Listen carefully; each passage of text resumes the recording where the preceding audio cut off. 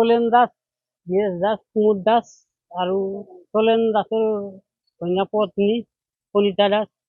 কণিতা দাসক ভাল পায়, তাইৰ লগত অলপ সম্পৰ্ক আছে, আগেৰ পৰা আছে, আজি নাই বহুত বছৰ হ'ল। আহিবা হৈছিল বোলে ইয়াৰ লগত মাজতে অলপ ৰিলেশ্যনটো কমিছিল, মাজত ফোনো নাছিল, মানে আনবা লাগে তাইক। ৰিলেশ্যনটো কমাৰ পিছত আৰু মানে দুদিনমানৰ পৰা আৰু ৰিলেশ্যনটো তাই বোলে কৰিছে। কোনবা হৈছে দেচোন, লগ মানুহক কয়, মোক নকয়।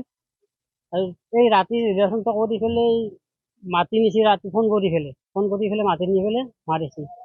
মাৰি পেলাই এই পাছফালে তাতে অলপমান আগত টাৱাৰ এটাত পেলাই থৈ দিছে।